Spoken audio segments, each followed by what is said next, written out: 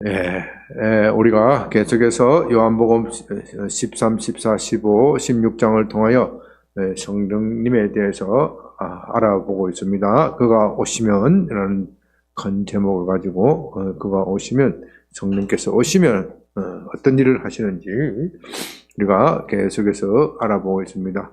우리가 성령에 대해서 설교를 하고 강의를 들을 때 사람들은 성령께서 오시면은 뭔가 아주 외형적으로 드러나는 큰 일을 해주실 것이다. 방언도 터지고 예언도 하고 귀신도 물러가고 병 고침이 나타날 것이다. 이런 일들을 먼저 떠올리지요. 뭐 그런 일도 있습니다. 그러나 우리가 흔히 말하는 성령의 은사, 성령의 은사는 본질적인 것이 아니고 성령께서 하는 보다 본질적인 일이 있습니다. 제가 이제 성령의 은사에 대해서 한번 말씀을 드린 적이 있는데, 성령의 은사는 뭐와 같아도 그랬죠? 기억나시는 분이 없나요? 뭐와 같다고 그랬죠? 네? 성령의 은사는 뭐와 같아? 성령의 은사는 돈과도 같아. 이렇게 말씀드렸습니다. 영적 돈이다. 영적 돈이다. 세상에 돈이 많으면 일을 많이 할 수 있죠. 네, 세상에 돈이 많으면 무엇이든지 하고 싶은 대로 할 수 있죠. 내가 사고 싶은 좋은 슈퍼카도 살 수 있고, 또 멋있게 여행 다니고, 입고 싶은 옷, 요즘 여름에 겨울이 오면은 뭐가 갖고 싶어요? 여성들은 밍크 코트를 갖고 싶어 하더라고요. 밍크 코트도 살 수 있고, 밍크 코트 뭐 수천만 원 한다는데, 그것도 살 수 있고.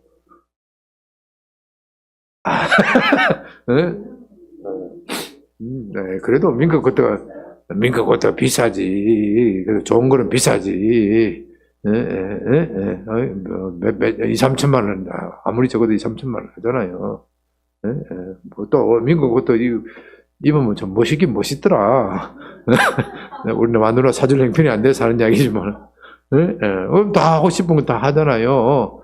이 영적인 세계도 마찬가지. 영적인 세계도 은사가 있으면은 얼마든지 교회를 부흥하고 사람들을 모으고 뭐 이렇게 자기가 하고 싶은 일 많이 할 수 있죠. 그러나 그게 본질은 아니란 말입니다. 돈이 얼마나 우리를 타락시키고 우리를 교만하게 만들고 사람을 무시하게 만들고 사람 사이의 관계를 단절시키는 겁니까?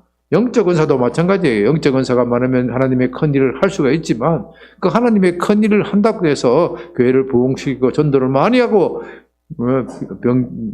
아픈 사람을 고치고 한다고 해서라도 그 사람의 영혼 구원, 그것이 도움이 되지 않을 수가 있다 이 말이죠. 그게 유익하지 않을 수가 있다.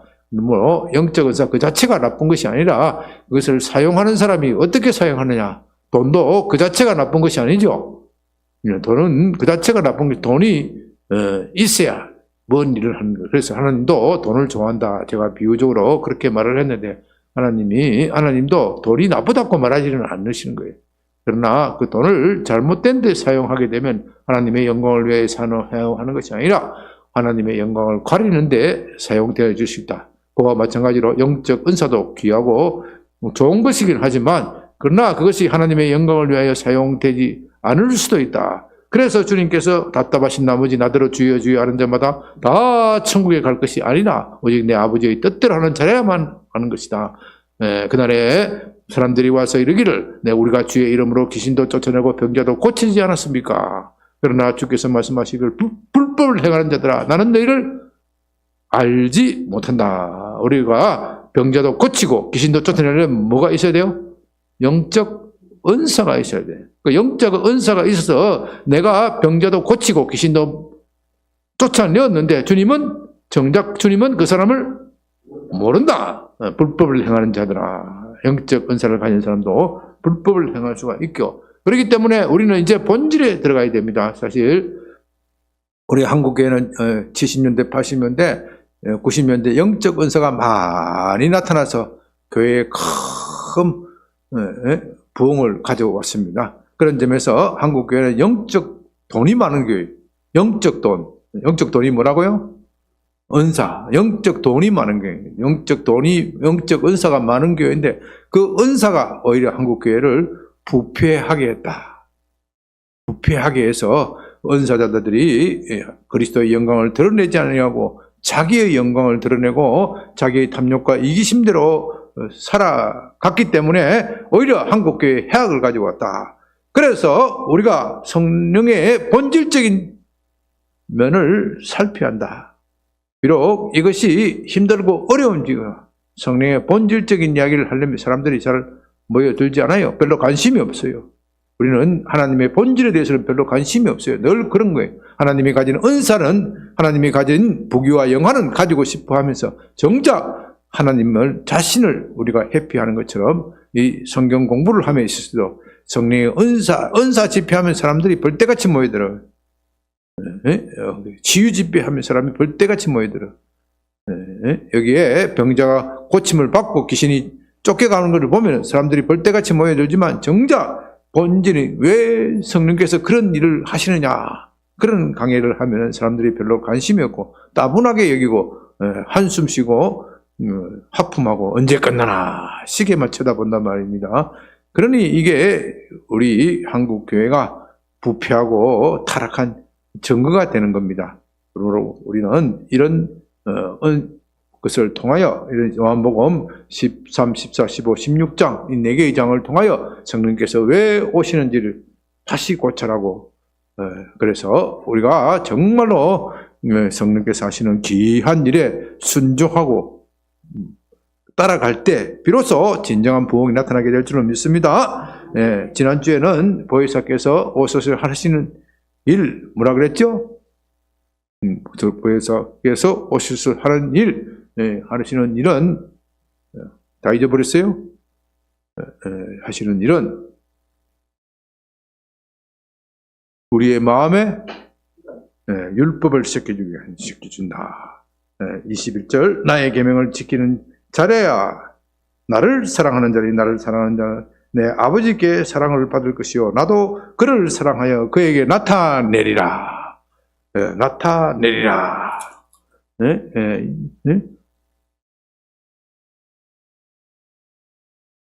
13장 14절 새 계명을 너희에게 주노니 너희가 서로 사랑하라. 내가 너희를 사랑한 같이 너희도 사랑하라. 너희가 서로 사랑하면 이로써 모든 사람이 너희가 내 제자인 줄 알리라. 이것이 하나님의 율법이고 이것을 행하면 어떻게 해요? 생명을 얻으리라. 생명을 얻으리라. 생명을 얻으리라. 그것이 모든 율법에 약속되어 있는 약속입니다. 다시 한번 우리가 오전에 신명기 8장을 살펴보았습니다. 다시 한번 봅니다. 신명기 8장 1절. 신명기 8장 1절 한번 같이 찾아가지고 봅니다. 같이 읽어봅니다. 신명기 8장 1절 시작. 내가 오늘 명하는 모든 명령을 너희는 지켜 행하라. 아직 못 찾았어요? 다시 신명기 8장 1절 구약성경 273페이지 내가 오늘 명하는 다시 시작. 내가 오늘 명하는 모든 명령을 너희는 지켜 행하라. 그리하면 너희가 살고 번성하고 여호와께서 너희 조상들에게 맹세하신 땅에 들어가서 그것을 차지하리라. 여기 보십시오. 8장 1절 내가 오늘 명하는 모든 명령을 지켜 행하라. 그리하면 어떻게 돼요?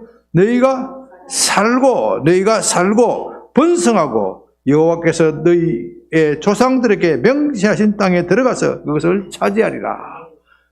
하나님의 명령을 지키면은 이 땅에서 잘 될 것이다. 이 땅에서 잘 될 것은 앞으로 천국에 잘 될 것에 대한 증거다, 보증이다. 그런 거예요. 어떤 사람은 구약 성경에는 천국의 복은 나타내지 않고 이 땅의 복만 이야기한다. 그런 것이 아니고 이 땅의 복을 한마디로 말하면 흔히 하는 말로 맛보기로 보여주는 거예요. 맛배기 알죠? 백화점에 가면 시식 코너가 있잖아요.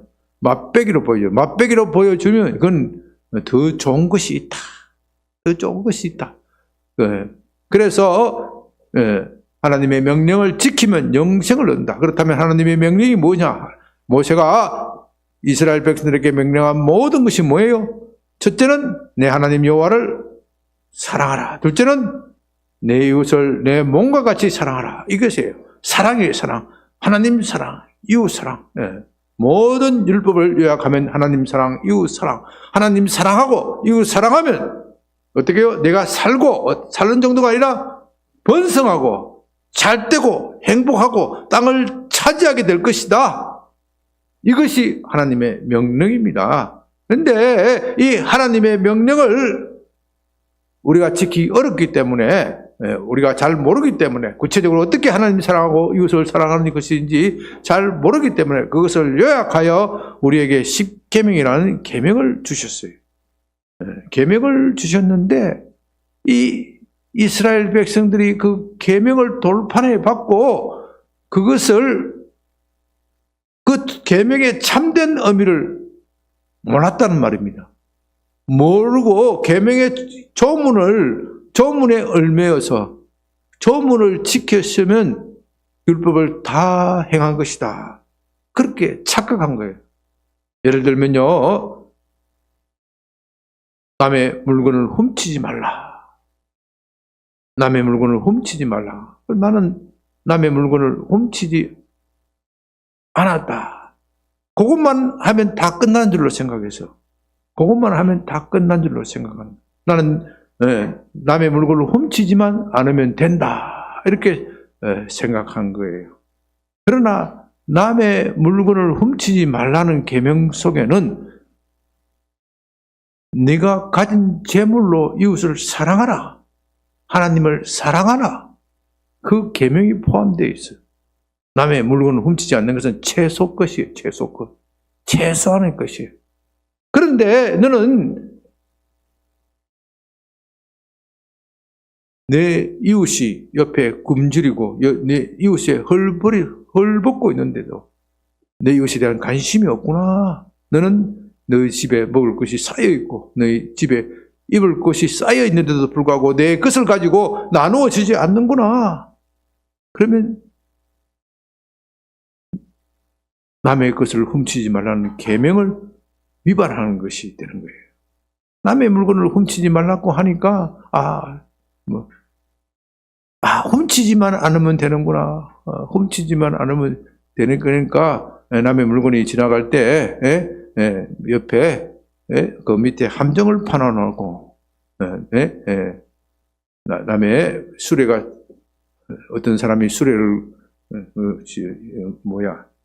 짐을 잔뜩 싣고 수확을 거두고 열매를 다 거두고 가는데 짐을 싣고 가는데 그 수레 가에 그 밑에 함정을 파놔놓고 그 수레가 빠져서 물건이 다 엎어진단 말입니다. 물건이 다 엎어지면은 주워 담잖아요. 주워 담다가 다 못 주워 담으니까 일부 버리고 그냥 간단 말입니다. 내가 저 물건 훔치지는 않았으니까 괜찮다. 가져온단 말입니다. 그런 식으로 자꾸 하나님께서 명령하신 계명의 본질은 잊어버리고 그것을 하나님의 계명을 자꾸 왜곡해서 자기 좋을 대로 해석하고 안식일을 거룩하게 지켜라 그런지 모든 이런 계명을 자기 좋을 대로 유리하게 해석해버리고 그래서 본질은 나중에 지키지 않고 그 다리만 가지고 자꾸 이야기를 한단 말입니다.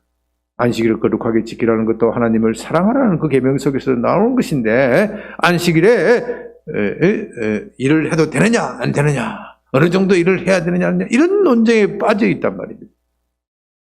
그래서 그들은 율법의 겉모양만 지키고 본질을 지키지 못하였기 때문에 결과적으로 하나님의 계명을 전체의 계명을 파괴한 결과가 된다. 이스라엘이 멸망당한 이유가 바로 그것입니다. 그들의 마음을 하나님께서 율법을 주셨으면 그 율법을 가지고 자기의 마음을 비추어서 마음의 질병을 고쳐야 하는데 마음의 질병은 고치지 아니하고 그 율법을 가지고 남만 자꾸 판단하고 비판하니까 결과적으로 온 나라가 부패하고 말았습니다. 하나님의 계명을 겉으로는 어기지 않는 것 같지만 보이지만 속으로는 다 위선과 탐욕과 기만에 빠져서 온 나라가 부패하고 망하고 결국 우상 숭배에 빠져서 망하게 될 때 하나님께서 예레미야와 에스겔의 선지자를 통해서 너희가 실패한 이유는 율법을 돌판에만 새겨놓고 마음에 새기지 않았기 때문에 그렇다. 그래서 내가 이제는 그 율법을 너희의 마음에 새겨주겠다. 어떻게 마음에 새겨주느냐? 내가 새 영을 주시겠다. 새 영을 주겠다. 예레미야서 33장 31절. 내가 새 영을 너희에게 부어줘 쌀같이 부드러운 마음을 주게 하겠다. 그래서 이 예수님의 요한복음에 나오는 14장, 15장, 16장에 나오는 이 새 영, 성령 주심은 이 에스겔과 예레미야 선지자의 예언을 통하여 해석되어져야 한다. 그 예언이 성취되는 것이다. 그래서 지난 주간에 말씀드린 것은 성령께서 그분이 오시는 이유는 우리 마음속에 무엇을 새겨주시기 위해요? 율법을 새겨주시기 위해서. 그 율법이 무슨 율법의 내용이 뭐예요? 하나님을 사랑하고 이웃을 사랑하라. 그래서 여러분들이 요한복음 13, 14, 15, 16장을 읽어보면 곳곳에다가 사랑하라 그렇게 나오는 겁니다. 우리가 지난주에 안에 14장 21절 나의 계명을 지키는 자야 나를 사랑하는 자리 나를 사랑하는 자는 내 아버지께 사랑을 받을 것이요 나도 그를 사랑하여 그에게 나를 나타내리라. 지금 이 말씀은 나의 계명을 지키는 자야 나를 사랑하는 자라니. 예수님의 계명은 뭐래요? 뭡니까? 내가 너희를 사랑하는 것 같이 너희도 나를 사랑하라. 나를 사랑하면 너희도 서로 사랑하면 나의 계명을 지키는 자야 나를 사랑하는 자니 나를 사랑하라. 너희가 서로 사랑하면 나를 사랑하는 것이고 나를 사랑하면 누구로부터 사랑을 받을 것이에요? 아버지께로부터 하나님으로부터 사랑을 받을 것이다. 나도 그를 사랑하여 그에게 나를 나타내겠다. 그런데요 22절이 기가 막히지 않습니까? 22절을 보세요. 뭐라 그래요? 가롯이 아닌 유다가 이르되 주여 어찌하여 자기를 우리에게는 나타내시고 세상에는 아니하시려나이까. 이런 질문을 뭐라 그래요? 제가 지난주에 말씀드렸죠? 동문서답이에요. 동문서답. 주님께서 지금 명백하게 말씀하십니다. 나를 사랑하면 나를 사랑하는 것이 어떻게 하는 것이라고요? 너희가 서로 내가 너희를 사랑한 같이 너희도 서로 사랑하면 내 아버지께 사랑을 받을 것이요 나도 그를 사랑하여 그에게 나를 나타내라. 너희가 지금 아는 것보다도 훨씬 더 많이 알게 될 것이다. 이렇게 이야기하는데 주님 어찌하여 자기 자신을 우리에게만 알려주시고 세상 사람들에게는 안 알려주십니까? 지금 주님께서 자기 자신을 세상으로부터 숨기는 겁니까? 숨기지 않는 겁니까? 숨기는 거와 숨기지 않는 거가 아무 관계가 없어요. 누구든지 주님의 계명을 지키면 주님의 사랑을 받을 것이고 그 사람에게 주님을 나타낼 거예요. 그렇게 명명백백하게 말하는데 주님 우리에게만 이 말씀하시고 세상에서는 이야기 안 하는 겁니까? 아니 너희가 가서 세상에 나가서 복음 다 전하라고 하는 거 아니에요. 이 복음을 세상에 다 전하라는 건데 엉뚱한 소리를 하는 거예요. 그러니까 이 가룟 유다의 마음에는 예수님의 그 신성, 예수님의 어마어마한 모습이 왜 우리에게만 나타내십니까? 예수님이 하나님의 아들인 것을 왜 우리에게만 보이십니까? 예수님이 그 어마어마한 신성으로 세상에 나타내시면 세상이 다 어떻게 해요? 예수님께 굴복하지 않겠습니까? 그 이야기죠. 그 이야기잖아요. 예.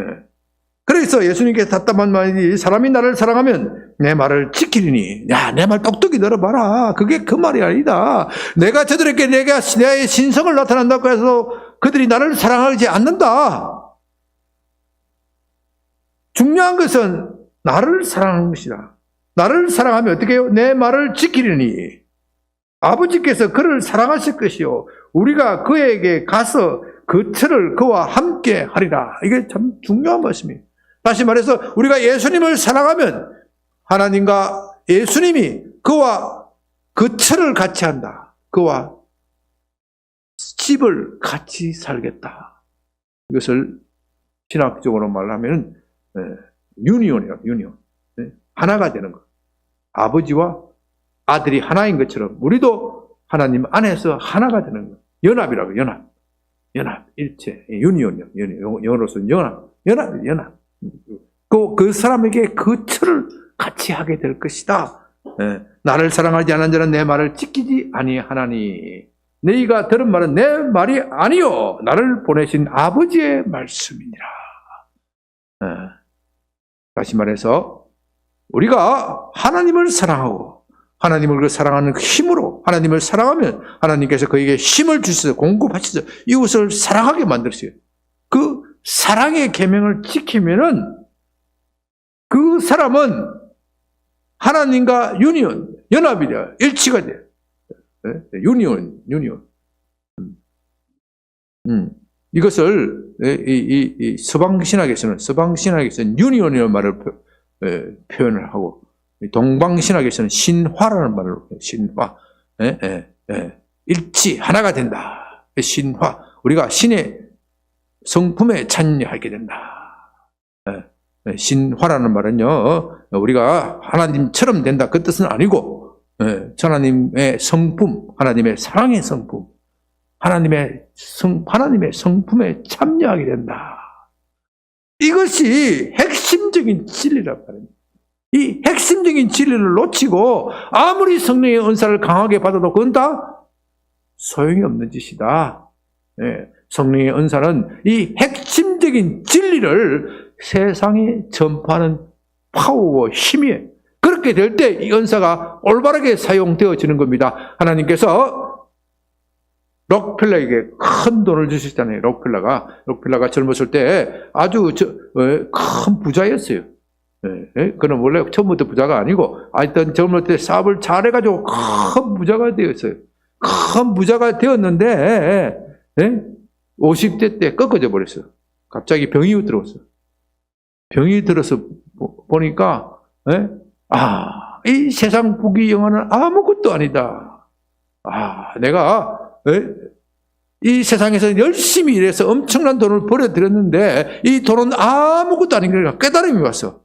그 깨달음이 오고 나서 이 부귀와 영화는 모든 것은 하나님께서 주시니 하나님께 영광을 위하여 쓰겠습니다. 하나님께 다 드리겠습니다.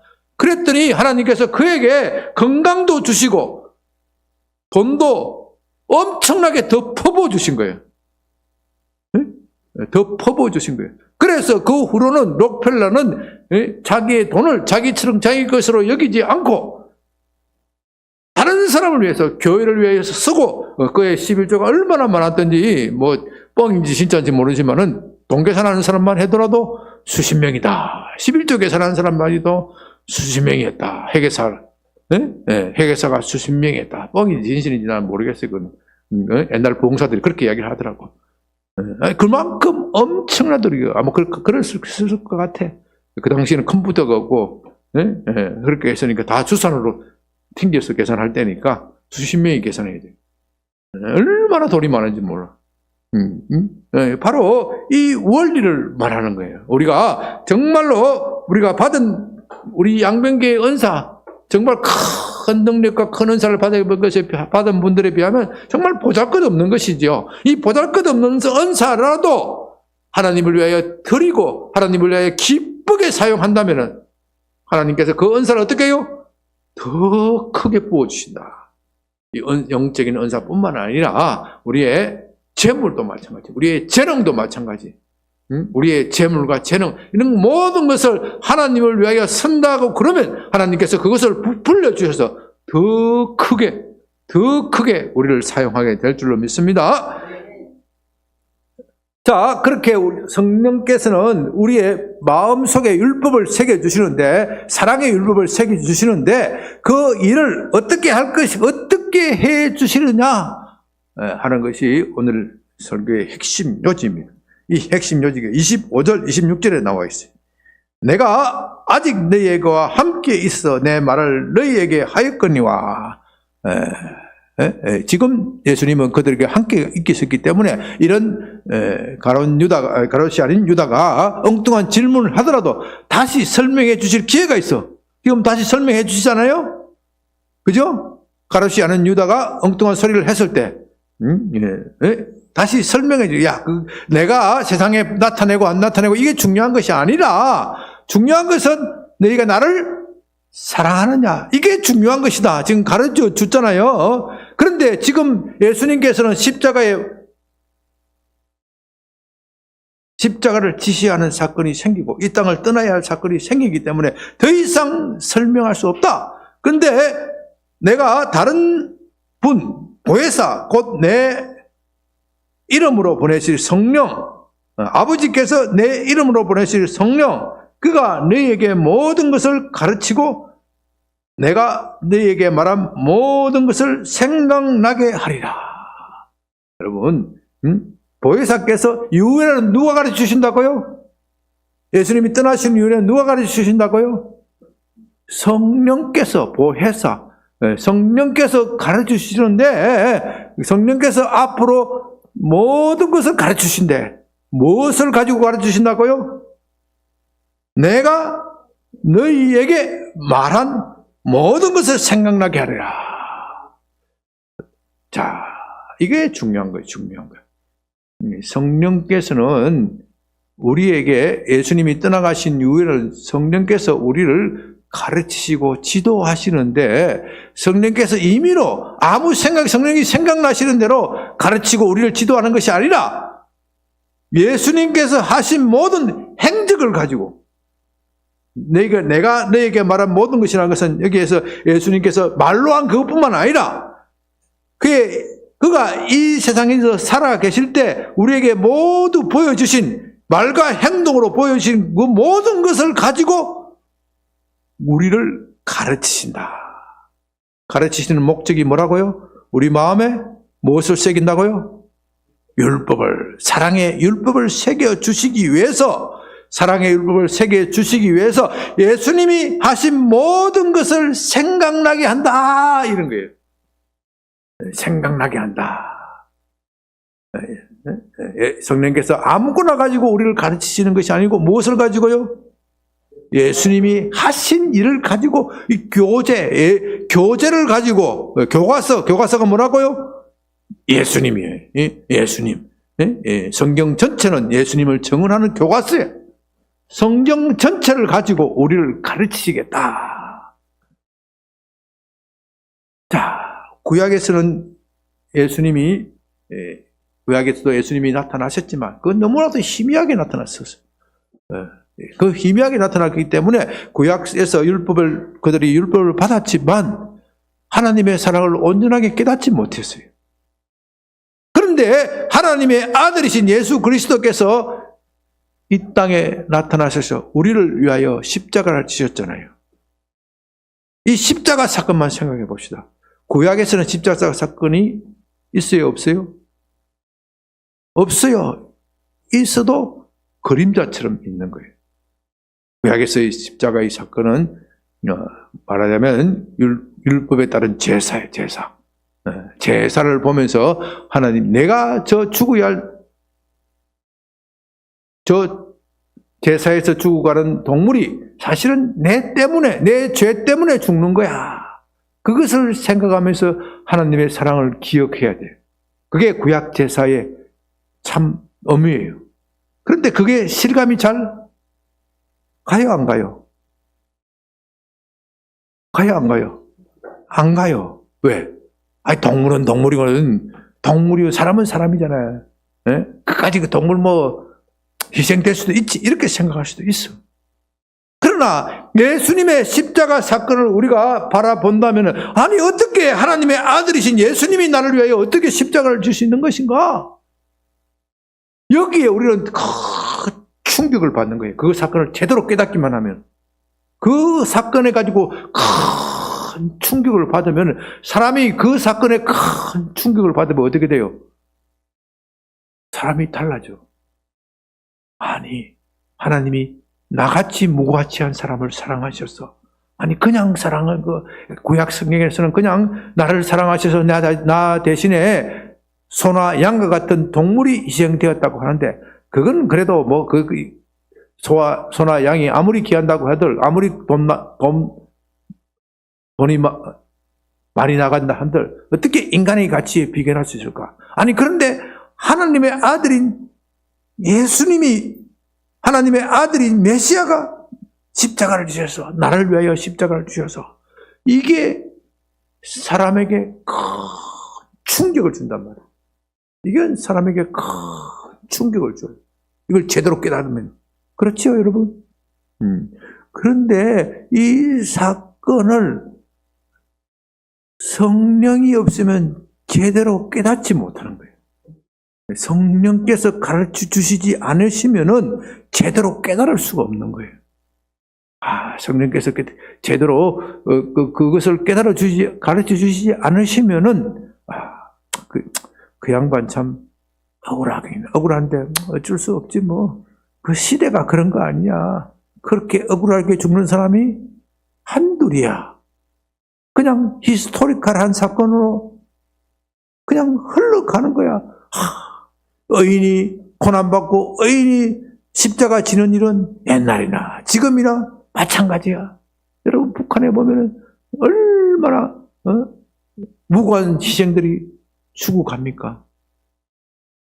독재국가에서 얼마나 억울한 사람들이 재판도 제대로 받지 못하고 죽어갑니까? 그렇죠? 예수님이 젊은 나이에 이 세상에 빛을 비치다가 돌아가신 것은 참 안타까운 일이지만, 그런 일은 예나 지금이나 있는 일이야. 그냥 히스토리컬한 사건으로 그냥 흘러가는 거야. 왜? 그들에게 무엇이 임하지 않은 거로? 성령이 임하지 않은 거로. 그러나 성령 받은 사람은 성령께서 그 마음에 이 사건을 깊이 각인시켜 주시는 거예요. 아니야, 그냥 그건 이 세상에 있는 그냥 흔한 사건이 아니라 너를 위한 사건이야. 나를 위한 사건이야. 이렇게 성령께서 그것을 우리 마음의 양심의 죄를 지적하시면서 그것을 깨닫게 하실 때 그 십자가 사건이 우리 마음속에 각인이 되어지는 거예요. 이걸 가지고 중생이라고 하는, 이걸 가지고 거듭난다 그래요. 십자가 사건이 내 속에 부닥쳤을 때 내가 죄인임을 자각하고, 하나님 내가 잘못했습니다. 예수님이 십자가를 지신 것은 나를 위한 희생입니다. 내가 죽어야 할 죽음을 예수님이 대신 지신 것입니다. 그것을 단순히 머릿속으로 믿는 것이 아니라 그것이 가슴속에 깊이 각인되는 것을, 그것을 가지고 거듭남이라 그런다. 중생이라 그런다. 중생. 이것이 각인되어 있는 사람에게는 이제 하나님께서 예수님의 사건을 가지고 계속해서 거듭남의 삶을 살 수 있도록 해주신다. 이걸 가지고 성화라 그런 거예요. 성화. 이걸 가지고 성화라 그런 거예요. 그래서 우리 그리스도인의 삶이라는 것은, 우리가 거듭난다는 것은 바로 예수님의 십자가 사건을 우리 마음속에 믿어질 때 우리가 거듭나게 되는 것이고, 그 십자가 사건을 가지고 예수님이 지신 십자가도 나도 지겠다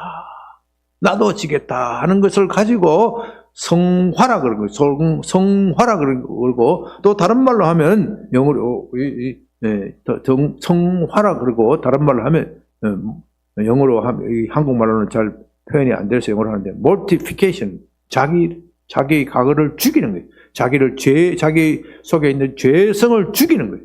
죄성을 죽일 때 정말 우리는 예수님을 닮아가게 돼요. 예수님을 닮아감으로써 거룩한 하나님의 신성에 참여하게 되는 거예요. 신성에 참여하게 돼요. 하나님의 신성. 너희가 거듭난 것은 썩어질 것으로 된 것이 아니요 썩어지지 아니할 영원한 씨로 된 것이다. 그것이 그런 의미입니다. 그런 의미.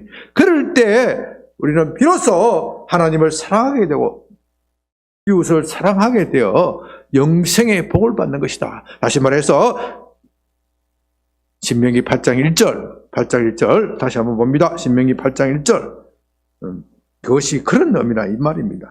신명기 8장 1절 내가 오늘 명하는 모든 명령을 너희는 지켜 행하라. 그리하면 어떨까요? 너희가 살고 번성하고 여호와께서 너희 조상들에게 맹세하신 땅에 들어가서 그것을 차지하리라. 이 세상에서 살고 번성하려면 의학이 발전해야 되고 돈도 많아야 되고 기술도 발전돼야 되고 또 땅을 차지하려면 뭐니 해도 힘이 있어야 돼. 이 세상의 논리는 그런 것이지만 주님께서 말씀하십니다. 그런 것들은 다 일시적인 것이고 다 떨어지는 것이다. 너희가 그런 것에 의존해서는 어떻게 영생을 얻을 수 있느냐. 그러나 하나님을 사랑하고 이것을 사랑하게 된다면 다시 말해서 하나님께서 보내주신 그 메시아를 사랑하게 되면 예수 그리스도를 사랑하게 되면 내가 오늘 너희 명하는 모든 명령을 너희는 지켜 행하라 하는 그 의미는 너희가 내가 보내신 그 메시아를 사랑하게 되면 그리하면 어떻게 해요? 너희가 살고 그냥 사는 정도가 아니고 어떻게 해요? 번성하고 번성한다는 것은 왕성하게 잘 된다는 거예요. 또 어떻게 해요? 땅을 차지하게 된 것이다. 땅의 권세를 얻게 된다는 거예요.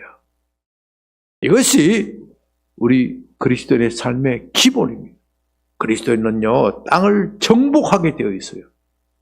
물론 자기 때에 땅을 정복하지 못하고 원통하고 비통하게 돌아가신 분도 있지요. 그러나 그 순교자의 피가 흐르는 가문에는 그 자손이라도 하나님께서 잘되게 해주시는 복을 주시는 겁니다. 우리 그리스도인은요, 하나님께서 영원한 복을 허락하셨기 때문에 이 땅에서 잘되는 것 너무 치심해서는 안 돼. 내가 공시키고 대학 보냈잖아요. 그래서 대한민국이 잘 사는 거야. 그래서 대한민국이 잘 사는 거야. 이게 성경적인 거예요. 성경적인 거. 아시겠어요? 내 때는 힘들고 어렵고 하더라도 내 자식 때는 빛을 봐야 돼. 내 자식 때는 빛을 보려면은 이 말씀을 내가 먼저 굳게 붙잡고 내가 굳게 붙잡은 말씀을 내 자식에게 어떻게 하여든 전수를 해줘야 돼. 이것이 하나님의 약속입니다.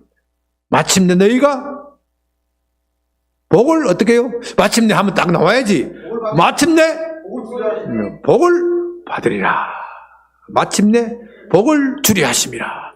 마침내 복을 주리 하심이라. 우리 그리스도인들은요, 마침내 복을 받게 되어 있습니다. 아멘.